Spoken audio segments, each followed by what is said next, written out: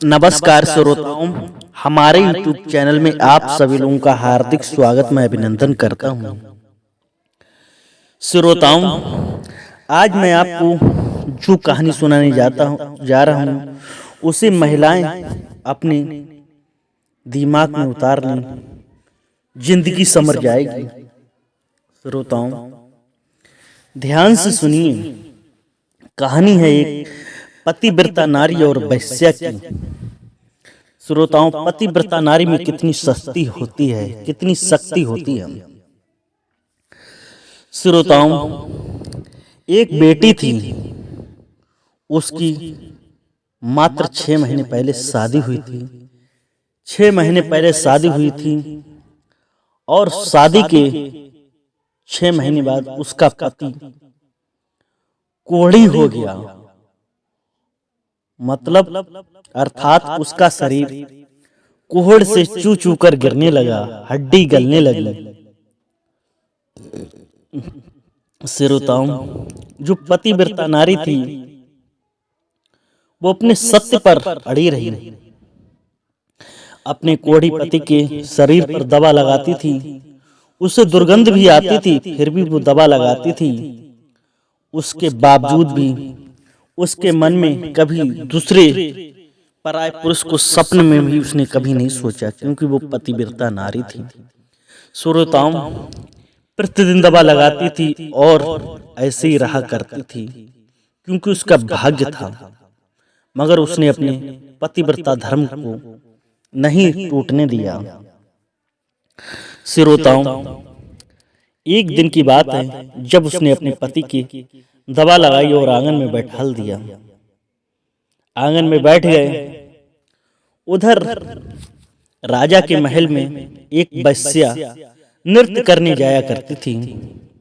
उसी दिन वो 16 श्रृंगार करके नृत्य करने जा रही थी। उसके पति कोढ़ी की नजर उस वेश्या के ऊपर पहुंची। जब वेश्या के ऊपर उसकी नजर पहुंची तो उसका मन बहला। मन ने कहा कि एक बार वेश्या मुझे मिल जाए, मजा आ जाएगा। श्रोताओं, उसका पति कोढ़ी कह रहा। फिर उसके बाद में वो तो वेश्या तो चली गई। सुबह से शाम हो गई। शाम को उसे नींद नहीं आ रही है कोढ़ी को, उसके पति को। उसके मन में यही विचार चल रहा है कि मुझे वेश्या मिल जाए। उसे रहा नहीं गया। उसने अपनी पत्नी पतिव्रता से कहा कि मैंने जब से वेश्या देखी है तब से मुझे कोई अच्छा नहीं लग रहा है, मुझे वेश्या मिलनी चाहिए। श्रोताओं, पतिव्रता नारी थी। उसने कहा, हे पतिदेव, आप इंतजार करिए थोड़ा, मैं आपको इस वेश्या से जरूर मिलाऊंगा, जरूर मिला दूंगी। श्रोताओं, वो पतिव्रता नारी थी, फिर भी उसने अपने पति के बारे में बुरा नहीं सोचा, क्योंकि पति बुरा सोच रहा था कि मुझे वेश्या मिल जाए। श्रोताएं, कुछ समय बीता। वो पतिव्रता नारी उस वेश्या के घर पे जाने लगी। झाड़ू पोछा करती थी प्रतिदिन और सुबह फिर आ जाती थी। एक समय की बात, जब सुबह 4 बजे वो बर्तन धो रही थी, वेश्या ने देखा कि मेरे सुबह सुबह बर्तन कौन धो जाता है, मेरे घर का काम कौन कर जाता है। जब उसने देखा ये तो पतिव्रता नारी है, क्योंकि पतिव्रता नारी के उसने चर्चे सुने थे। श्रोताओं, वेश्या उस पतिव्रता नारी के चरणों को पकड़कर क्षमा याचना मांगने लगी।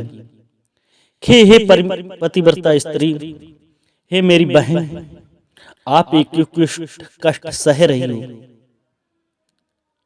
आपको मुझे छूने का भी अधिकार नहीं, क्योंकि मैं एक वेश्या हूं। तो पतिव्रता नारी बोली कि आप वेश्या हो, मैं आपके घर पे इसलिए काम करती हूं कि मेरे पति को आपकी जरूरत है। एक दिन मैं आपके पति को तुम मेरे घर पे बुला लो, या आप मेरे घर पे आ जाओ। वेश्या बोली, ये बहन, क्या इतनी बात है? अगर मैं आपके घर पे जाऊंगी तो लोग कहेंगे कि ये वेश्या पतिव्रता के घर पे क्या करने आई। श्रोताओं, जैसी रंगत वैसी संगत। अगर किसी शराबी के साथ आप खड़े हो जाओ तो वो भी आपको ये समझेगा ये भी शराबी है।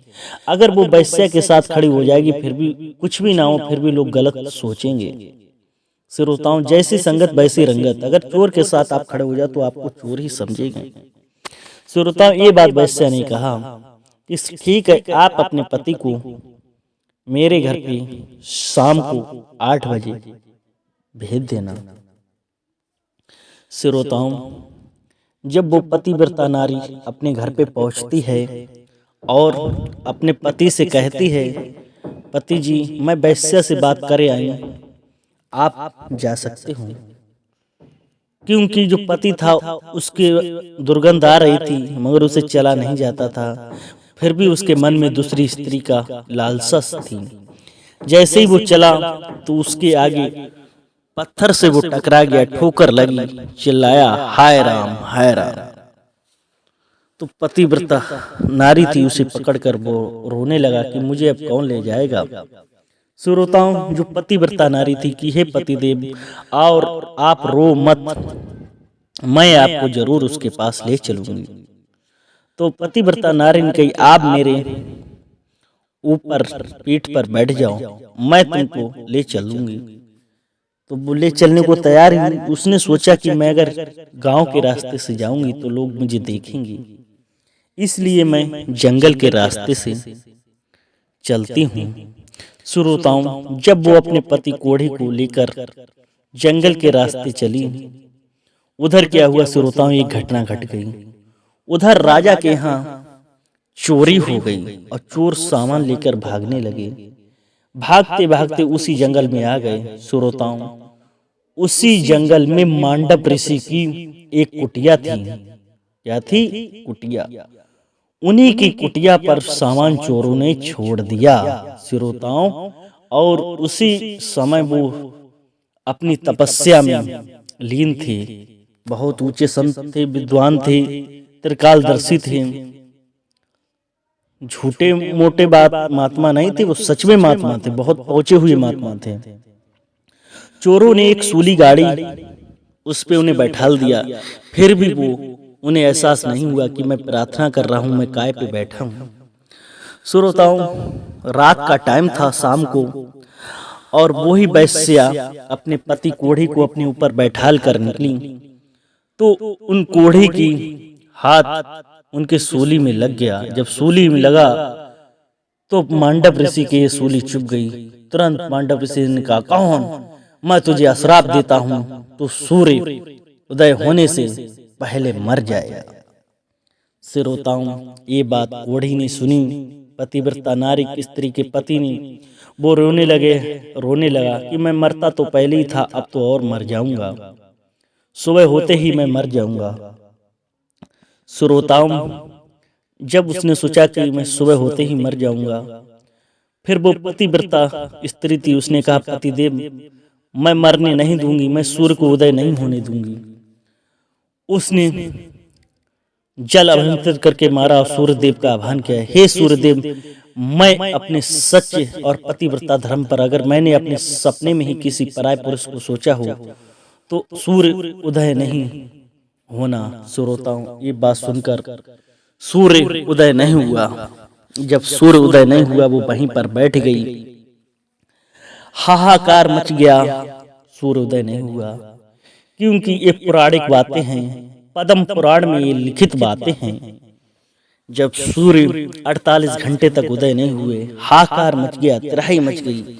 एक दूसरे देवता में हड़कंप मच गया कि ये क्या बात है कि सूर्यदेव क्यों नहीं निकल रहे हैं।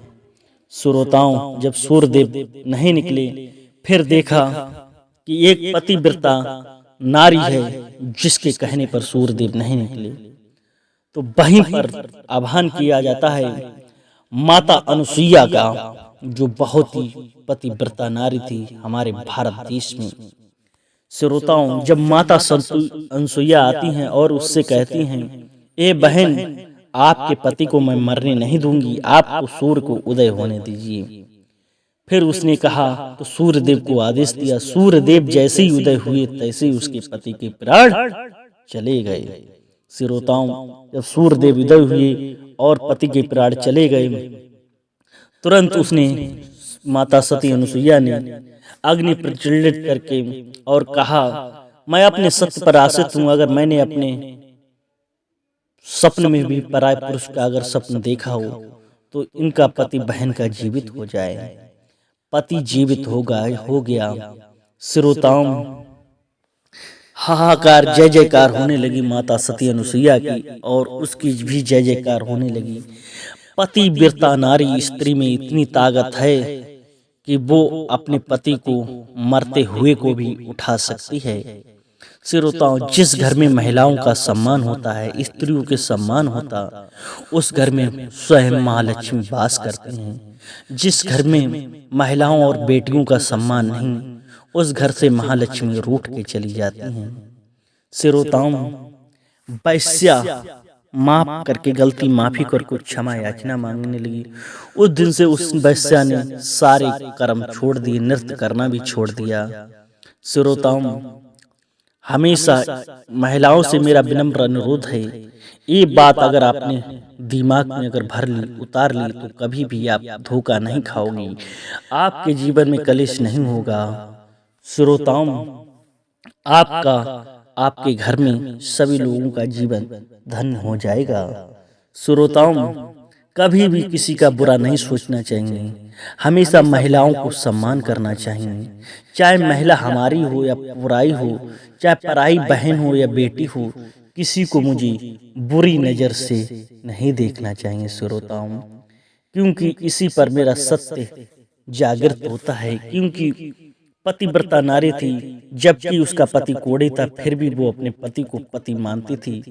कभी भी उसने अपने पति की बुराई नहीं की, हमेशा पति के दवा लगाती थी। मगर पति के मन में तो वैश्या चल रही थी, फिर भी वो अपनी पति को वैश्या के पास लेकर गई। श्रोताओं, अगर आपको मेरी वीडियो अच्छी लगी हो तो लाइक शेयर, चैनल को सब्सक्राइब जरूर करें। फिर मिलते हैं एक नई वीडियो के साथ। जय हिंद, वंदे मातरम।